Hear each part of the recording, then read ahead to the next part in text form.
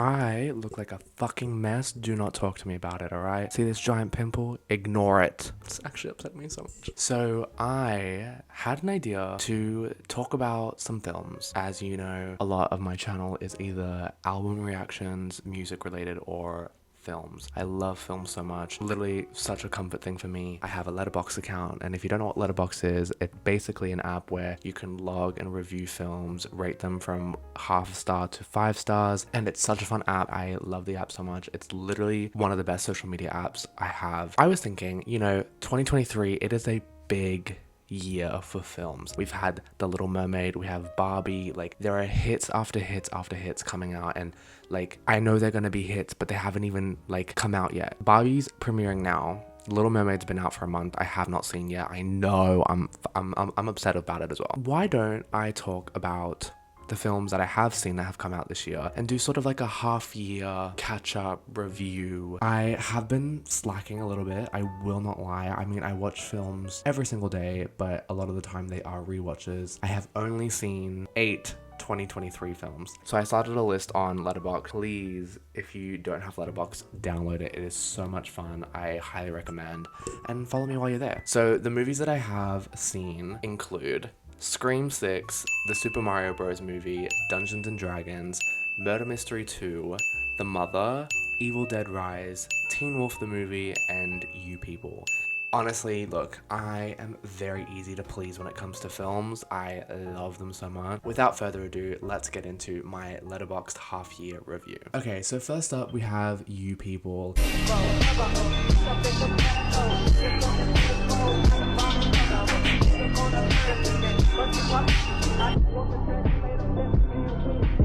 In all honesty, didn't really care about it, like was sort of bored halfway through. I can see the appeal. I just felt like there was like an element missing. Basically, if you don't know what it is, I'm just gonna read it. A new couple and their families reckon with modern love amid culture clashes, societal expectations, and generational differences. Look, I appreciate the story. The message did sort of fall flat for me. It wasn't my favorite of the year. It was a Netflix film. I mean, what can we expect? Yeah, not much to say. I rated it 1 star. I didn't leave a review because it just didn't, I don't know, it just didn't captivate me, you know? I was sort of bored. And that's pretty much it. Moving on to number 7 is the Teen Wolf movie.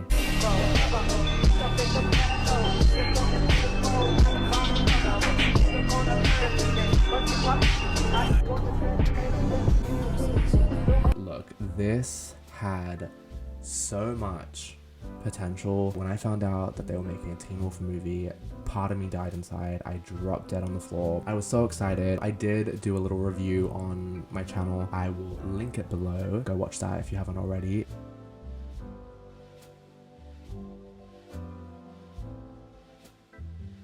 The Nagitsune comes back and Allison's alive, and everyone's like, whoa, what the fuck is going on? Why is Allison alive? We saw her die. What? Contrary to popular belief, there were definitely some elements in this film that I did enjoy. Sort of that nostalgia for me. I grew up watching Teen Wolf, and it was so good to see them back, and especially in like a movie form. I wasn't ever expecting like another spin-off or like a TV series or anything like that. Seeing that there was a film, I got really excited. I mean, let's address the elephant in the room. There was no Styles. Dylan O'Brien did not show up, and that immediately took 3 stars off my ranking. Sorry, not sorry. I rated it 2.5 stars, and I also did leave a review. 4 words: I am absolutely heartbroken. And if you know, you know. Spoilers now. Click off if you haven't seen it, or if you don't care, keep listening, whatever. Derek fucking died. Whoever was in the writing room and said, you know what, let's kill Derek, I hope you're rotting in hell, because fuck you. Yeah, actually, like, ruined my life, literally. I mean, that's what I'm, like, ugh. It aggravates me so much because it had potential. When I first found out that it was being the same story, I was kind of like, ugh. Like, I would have preferred something a little bit more new. However, I do respect the tie back into bringing Allison and everything. However, how are you going to bring back the season 3 plot without the 2 main reasons that plot exists? Number 1, Kira, and number 2, Styles. fucked up. I can't even get into it. I mean, there were definitely some elements in the film that I really enjoyed. I did like Eli, Derek's son. I think he added so much to it. It was definitely Styles adjacent. Like, it was giving us Styles energy without Styles being there. So I did appreciate that. Also, who the fuck is his mother? Question mark. That's what I noticed when I finished watching the film. I sort of had a lot of questions. Allison's just alive again. I don't know. There was just a lot of questions and some things didn't make sense. Characters were missing. Where? Like, I said, where the fuck is Styles? Where the fuck is Isaac? I need him back. I need my husband back now. Actually fucked up. It was an alright film. Didn't really care for Jackson coming back. Lydia, don't really care about her either. I mean, she was good, but I don't know. And Malia and Parrish, like, what? Like, there was just so many things in this film that I was, like, just confused about. I mean, overall, it was an okay film. Could have been better. I sort of hope that they make a second one and bring Derek back. I mean, if they could bring Allison back, bitch, they can bring anyone back. Yeah, 2.5 stars. Could have been better, but it is what it is. And I'm hoping for a second one and they redeem themselves. Moving on. Next, we have Evil Dead Rise.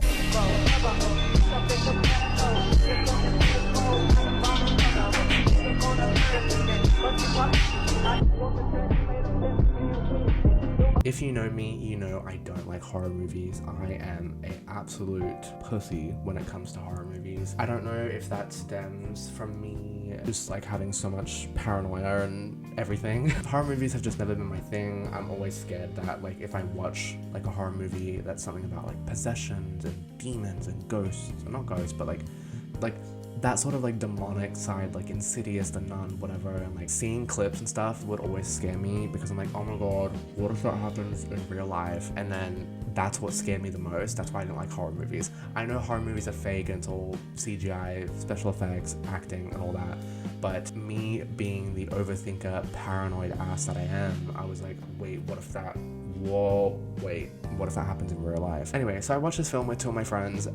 We went to the cinemas and it wasn't actually that bad. I sort of enjoyed it. It was sort of like a mid film for me. I rated it 3 stars. Basically, the plot of it, I'll read it to you. 3 siblings find an ancient vinyl that gives birth to bloodthirsty demons that run amok in a Los Angeles apartment building and thrust them into primal battle for survival as they face the most nightmarish version of family imaginable. It was fucked. It was actually insane. So gory, so gruesome. I did appreciate that as a horror element. You know, sometimes a lot of horror movies, they just give you the scary jump scares. Ooh. But this had sort of like a lot of stuff. Creepy, the mysterious, the jump scares, the blood, the gore. Like, it sort of had a little bit of everything, which I did appreciate. And the fact that it was like a mother getting possessed and then taking it out on the kids and then, I appreciate the story and I did enjoy it. But as a person who doesn't really like horror films, it sort of just sticks in the middle for me. Yeah, I rated it 3 stars, and my review, a lot of my reviews on Letterboxd are very simple,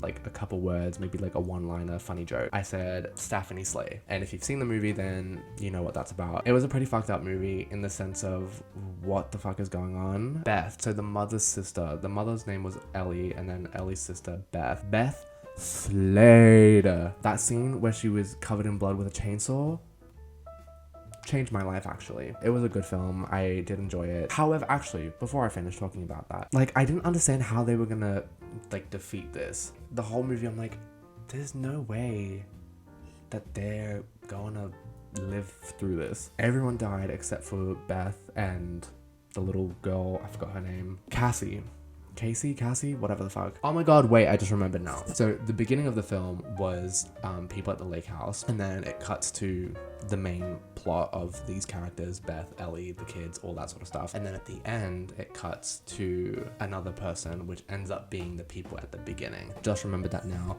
I did actually like that it sort of tied back to the beginning, because I remember watching the beginning thinking, what has this got to do with the main characters? Yeah, Danny, he had found a book and he found the vinyl, and so when I'm watching the film, I'm like, okay, so he found it, but how has the people in the beginning had the demon, like, you know what I mean? So that confused me until the end when I was like, okay, makes sense. Moral of the story, if you're ever experiencing anything paranormal in real life, fucking leave it alone. Don't be curious. Do not go investigate. If you hear a sound, close your eyes, close your ears, and forget about it. If you see a mysterious little random book in an abandoned warehouse or in a just anything that looks suspicious, fucking leave it alone. Moving on, I'm over it. Next we have The Mother.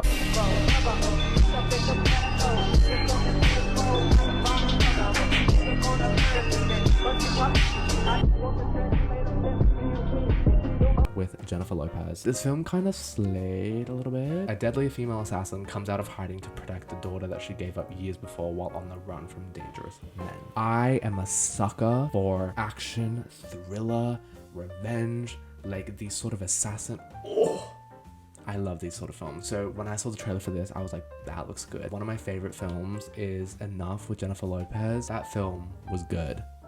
I highly recommend you guys watch Enough. It was really good. But anyway, so the mother, it did go above my expectations. I didn't really know what to expect. It's a Netflix film. Netflix films are very hit or miss. You either hit it on the nail and it's a 5-star, you almost hit it, then it's like 3 stars, and then you just completely miss and it's like not even a star rating. I ended up rating it 3.5. It was actually a pretty decent film. I mean, like I said, I'm a sucker for these type of films. Some parts I did find a little bit slow. It's almost 2 hours. And with TikTok nowadays, bitch, I don't have that long of an attention span. I'm trying to like re-watch it in my head to talk about things. It was just kind of crazy because the daughter, she was given up years ago and she was gone, like she went to a new family. No one would have been able to find her, and then somehow these bad guys found the daughter, and then Jennifer Lopez's character, whose literally name is just Mother, like she didn't even get a name, then goes to protect her daughter. It just sort of like jumped really quickly into the plot, which sometimes I like, but again, I was a little bit confused.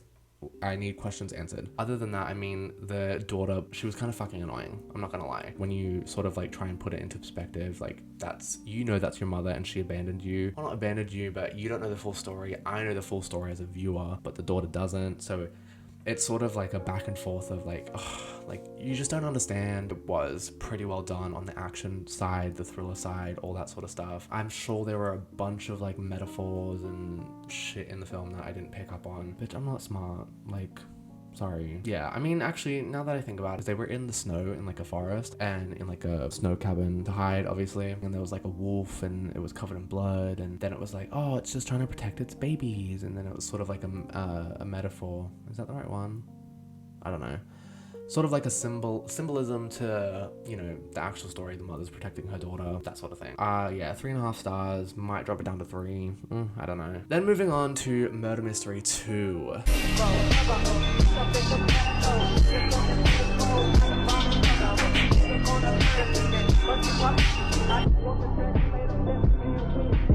I actually loved the first one. I remember watching the first one thinking, I need another one. And I got my wish. I actually enjoyed this one a lot. I do like that it was in Paris. I love Paris. I've always wanted to go, but I haven't been. Basically, I'll read it to you. After starting their own detective agency, Nick and Audrey Spitz land a career-making case when the billionaire pal is kidnapped from his wedding. In the first film, obviously, this is a sequel. In the first film, the billionaire friend, they meet in the first film, and the first film was actually really funny. It was really good. I did enjoy it. Same with the second one. And Murder Mystery 2 is also a Netflix film, which I thought, okay, again, hit or miss, let's find out. And it was kind of a hit. Kind of was a hit. I was laughing, I was smiling. I did really enjoy it a lot, and it was really good. And in the first film, Nick, who's played by Adam Sandler, and Audrey, who's played by Jennifer Aniston, were going on their honeymoon, but it ended up getting not hijacked, but Audrey, played by Jennifer Aniston, meets a rich head honcho guy on a plane, and he was like, why don't you come to my, you know, boat party thing? And she was like, damn, really? And so they end up going on the boat party, then there's a murder, then they find it, mystery, all that sort of shit. Really good. Go watch it if you haven't already. So it's the sequel, again, really good. And then in this one, they start their own detective agency and they solve crimes, and it was kind of cute, and I did enjoy it. This one did have a couple little plot twists and turns to keep us on our toes, which I sort of enjoyed, because there was at one time I was like, I think it's that person. And then they were like, no, it's not. I was like, oh, fuck, I was wrong. And I'm not usually wrong when it comes to this thing. And I was like, you know what? No, I'm gonna stick with my gut. Little did we know it was that person, and I was right. So I'm a genius. Also, films. I want to quickly mention, a lot of the time when I see bad ratings on films, people are so expecting to see like cinematic, Oscar-worthy performances. Like it's gotta be heart-wrenching and beautiful and just... No, that's not what a film has to be. I don't care. A film can just be fun, goofy, silly, and I'm gonna enjoy it. And that was this for me. It was fun, it was silly, and my review literally said, I don't care, I had fun. And that was it. And that's all that matters. There were a lot of explosions in this film. Kind of crazy, but I did enjoy it. I also like that there was a cultural aspect. Correct me if I'm wrong, I think it was an Indian wedding, and I did enjoy it a lot. Just because it's sort of good to see that sort of appreciation, sort of that stuff to be acknowledged, because a lot of the time you see in films and it's just a very basic, like stereotypical, traditional, like white wedding, all that sort of stuff. So I do like when films introduce like a cultural aspect and it gets people, you know, watching and sort of have a knowledge to things outside of the world that they might not know about. It was a pretty good film. I had fun, and that's all that matters. Moving on to Dungeons and Dragons: Honor Among Thieves.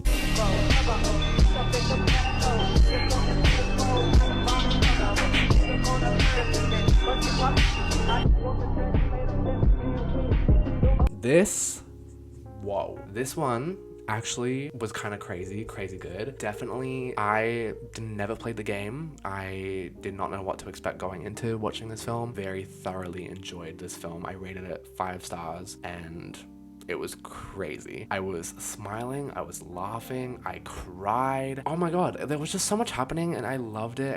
And the actors and actresses and the characters, like we've got Chris Pine, Michelle Rodriguez, Justice Smith, Hugh Grant, like all these people, and it was like, oh my god, it was such a good story, and I loved it. Another thing about me, I love like supernatural magic powers, that sort of world in stories, and it's always been one of my favorite things. Throw anything with that sort of vibe in front of me, I will watch it and I will love it immediately. But basically, a charming thief and a band of unlikely adventurers undertake an epic heist to retrieve a lost relic, but things go dangerously awry when they run afoul of the wrong people. It was so fucking good, bitch. Going into it, not having played the game at all, obviously I'm assuming there are things in this that tie back to the game that I have no clue about. But anyway, I did really love this film. Like I said, I cried, bitch, the ending. I was like, oh, I was like, no. And then I was gonna cry because it was like, at the end, spoilers again, person played by Michelle Rodriguez, her name's Holga in the film, and she dies. In the beginning of the film, Chris Pine's wife dies. He also has a daughter, so the daughter lost her mother. The lost relic was, I forget what it was called, but basically you could bring someone back to life, but you only had one choice, like you could only use it once, and then it like evaporated. The whole thing was Chris Pine's character is gonna find this lost relic to bring back his wife and his daughter's mother, and it was very sweet and wholesome, and I was like, oh my god, like this is so exciting. The whole time, like literally the whole time while I was watching this film, I was on the edge of my seat, so intrigued, in love, in awe, and I just thoroughly loved this film. Anyway, back to what I was saying. Holga died, and then they used the relic on her. Like, it was just so good. Like, even thinking about it, it's getting me emotional. And I said in my review, I said 5 stars, and I have no shame about it. It was so good. Please go watch it if you haven't already. And like the villain and like the story and then like the history, like you're learning about why a character's the way that they are, or why the enemy's the enemy, and what they've done and what they're planning to do. And it was actually really good. Like there were some moments with the acting and the comedy that was a little bit like cringe, but in the sense of this is funny and I love it, and that's very hard to nail. You can nail it on the spot, or you just completely fucking miss it. And they nailed it. I think it was a pretty good film, and so does everyone else. Dungeons & Dragons: Honor Among Thieves, I would love to see a million more of these. Chemistry with all of them was so fun. That was that for Dungeons & Dragons: Honor Among Thieves. Go watch it. It's so good. Moving on to the second spot, my second top movie of the year so far, we have the Super Mario Bros. Movie.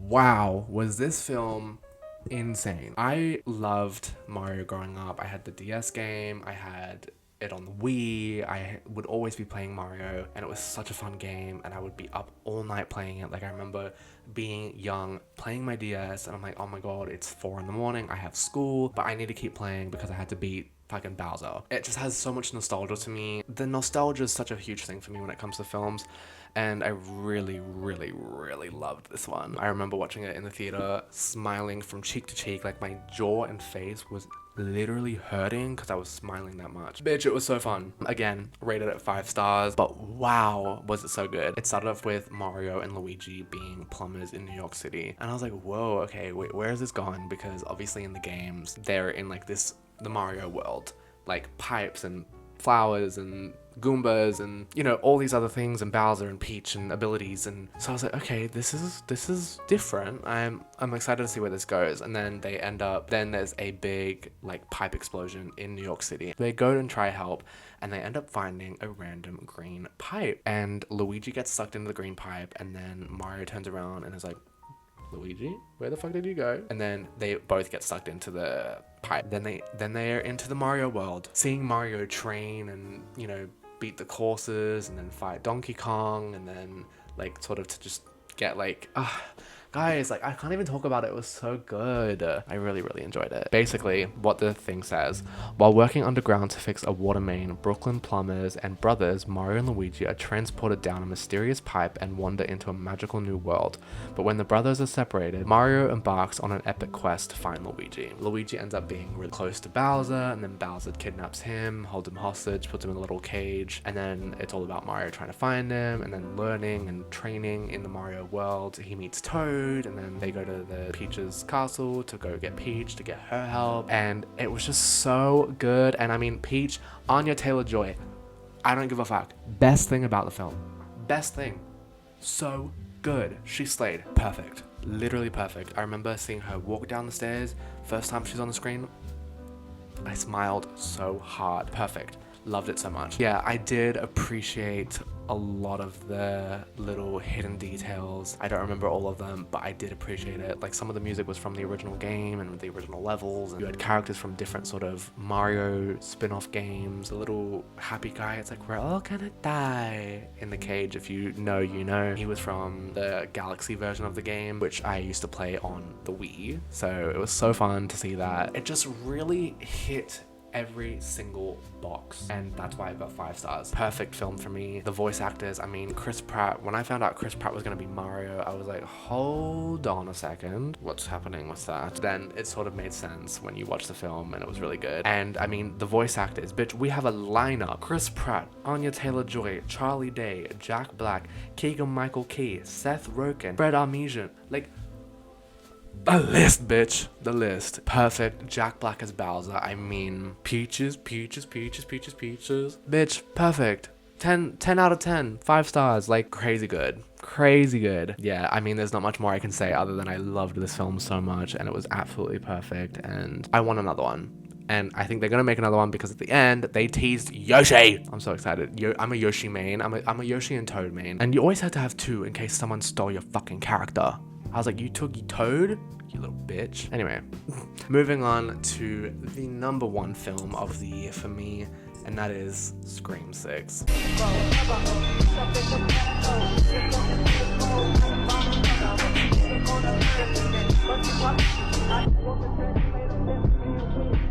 This, again, 5 stars, 10s across the board. Ticked every single box. I don't care. I don't care what anyone says. If anyone has anything bad to say about this film, I don't care to hear it. I don't care. I didn't like the killers or whatever. You can shut the fuck up and go cry in a hole. I enjoyed it so much. I loved it. 5 stars. Perfect to me. Core 4.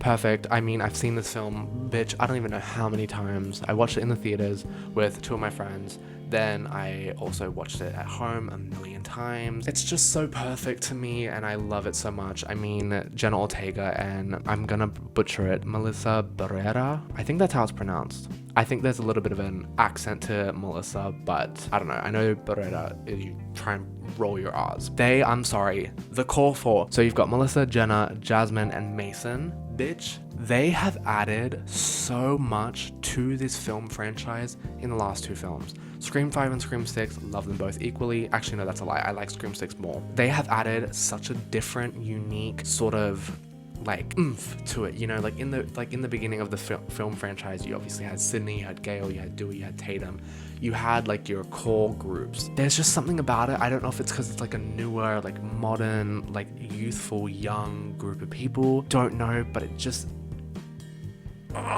It's perfect to me. I don't know what else to say other than it's perfect to me. Actually insane. Core 4, like I said, love them so much. Mason Gooding. I just love everything about this film. I mean, like, the lineup and the characters and the actors and actresses and... like... it's perfect. It literally is. I always forget how to pronounce it. Demo Mulroney, who played Detective Bailey. Then you have Ethan Landry, played by Jack Champion. And then you also have Liana Liberato, who's played by Quinn, which, spoiler alert, those three people are the Ghostface killers. And it was so good. It was so good. The scenes and like the opening and like... the opening kill, don't even get me started on Samara Weaving. Bitch, she shouldn't have been the opening kill. As much as I do appreciate it, she should have been an actual character. It had more screen time, but it is what it is. It's like Drew Barrymore in the first film. You've got to have a big actress and have them die and whatever, it's fine. Like, I was really worried for Gail this film. I was like, oh no, she's gonna die. She's gonna die. And she didn't.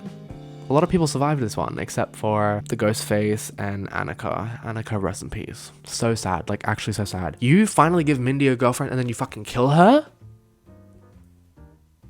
Fuck you. Anyway, I mean, the Carpenter sisters, they will always be famous to me. I've tweeted about this multiple times. I don't know, this film was perfect. I mean, you had like the misdirect of when we saw her die, air quotes, but I did like that sort of twist because you didn't expect it. And then you saw the detective cry because that was his daughter, and then the twist that they're all Richie's family. I mean, it was kind of good. To be fair, I mean, you can sort of see it coming. I don't know, but I did see spoilers about the film before I had even seen it, so I sort of already knew that, like, I knew that the killers were Richie's family. But when I found that out through TikTok because some bitch posted it without a spoiler warning, I remember being like, whoa. Didn't know who the killers were, but anyway. Yeah, I mean, it was a crazy film. Loved it. The chases, the train scene. Oh, bitch. The train scene. Everything, literally everything to this film is perfect to me. Like, I don't care what anyone says. All the chases, you had a Gale chase scene. Gale's first phone call, like, directly to her. Oh, it was so good. So good. And then the fight scene at the end, and fucking Sam and Tara, and they fighting, and then Kirby came back. Guys,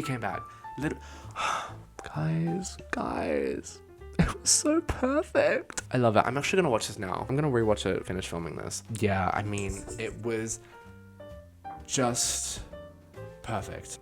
I can't say anything other than that. You had like the shrine, and then it was all about Richie's family. So I sort of felt bad for Ethan because Ethan was also his son, and they lost a brother, and then, but the father was like, there's a special bond between a father and his firstborn son. If I had been Ethan, I would have took that fucking knife and went and killed him there. Fuck you. I would have took that so personally. The bodega scene, like, there was not a single bad thing about this film, and that's the truth. That is the hard, cold truth. And if you don't agree, argue with the wall. Anyway, that concludes my half-year letterboxd review. I am planning on seeing The Little Mermaid and Barbie very soon. I do have a lot of 2023 films on my watch list. In 6 months' time, at the end of the year, I will do a part 2 to this and sort of talk about the other films that I've watched, and let you know how I feel about them. I'll quickly name them. Wonka with Timothée Chalamet, Little Mermaid, Challengers with Zendaya, Dune Part 2, No Hard Feelings, Craven the Hunter, Damsel with Millie Bobby Brown, Five Nights at Freddy's, Elemental, Red, White and Royal Blue, The Color Purple, Eileen. As of right now, the one that I'm most excited to watch is Red, White and Royal Blue and No Hard Feelings. Oh bitch, I'm so excited for the gay love story. I may even do, I mean, Barbie's a huge film coming out. I may even do a separate video on that. I'm so excited for that film. Thank you so much for watching. I hope you enjoyed. Let me know your favorite film that has come out this year. Let me know in the comments below. I just love films so much. I am a film nerd. And follow me on Letterboxd and Twitter and Instagram and all the other stuff. More so, follow me on Letterboxd, please. I love Letterboxd so much. Follow me on Instagram as well. Love you so much. See you in my next one. Subscribe and whatever else. I don't know. Okay, bye-bye.